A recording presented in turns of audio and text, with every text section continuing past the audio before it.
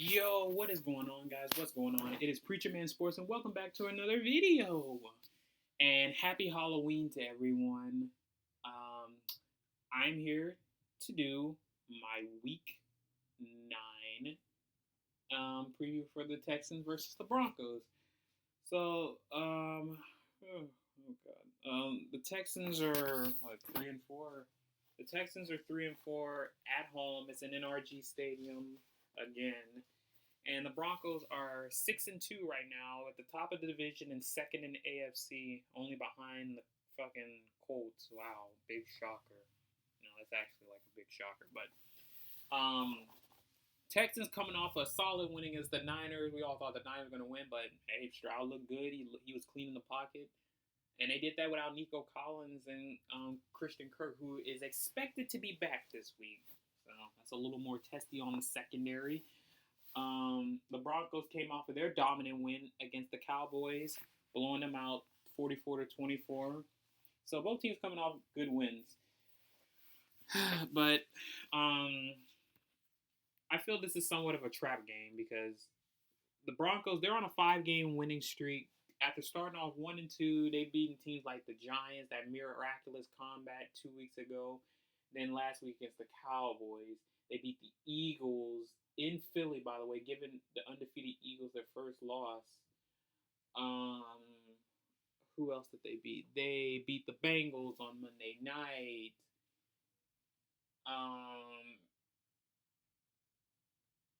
And damn, I can't even remember the other game because they haven't played any division games. They played the Titans, but they beat them.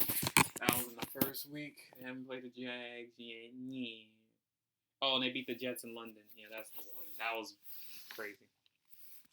But now, the Texans, it's in Houston. The Broncos, Dre Greenlaw is now out of his suspension, so that's good. He will be playing. But unfortunately, the Broncos will be without a few key players.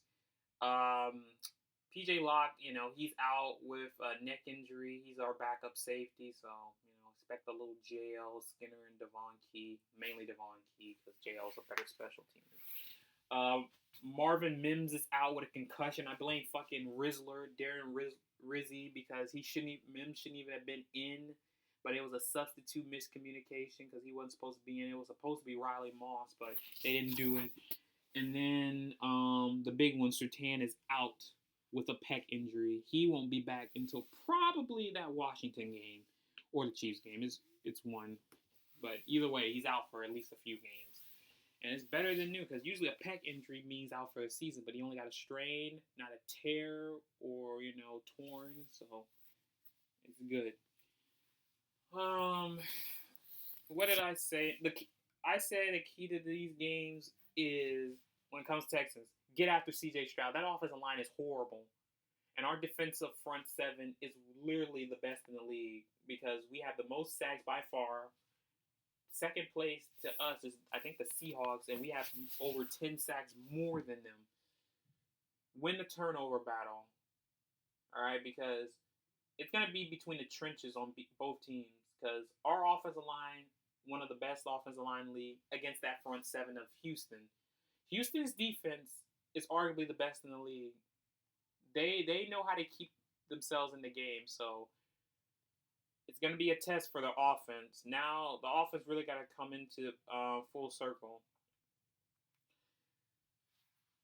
On the defensive side, we have the advantage because, like I said, our front seven. But without Surtain, Chris Abrams drained everybody who's been talking about him, and he's finally stepping into the chance, all right? He didn't do that good last week against Pickens. But now, I don't know who's going to be on Nico Collins, either Riley Moss or him. I don't know. But either way, limit the big plays, and we can win this.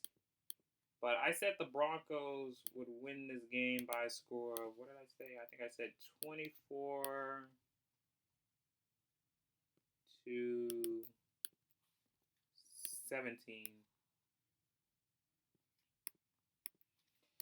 So the keys to winning this game, like I said, win the trenches, all right? The Broncos, they have to keep the Texans front seven at bay because containing Will Anderson and fucking Danielle Hunter and Garrett Bowles, I think Garrett Bowles has that. It's just Will Anderson and McGlinchey, McGlinchey's been doing good. It's just last time he faced Will Anderson, he kind of got his fucking turnstile. And I hope it's just no deja vu because this just screams trap game. Because think about it.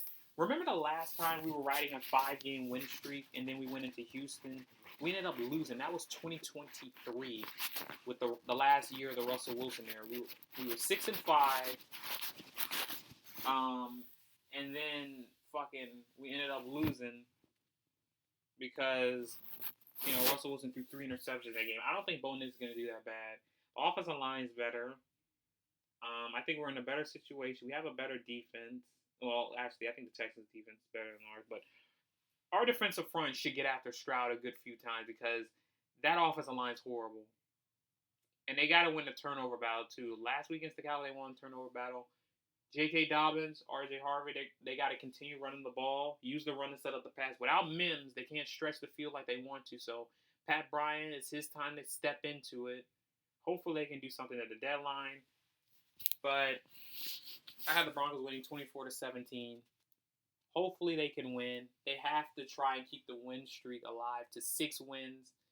And then next week, on a short week, they go back home to face the rival Las Vegas Raiders. So hopefully we can win.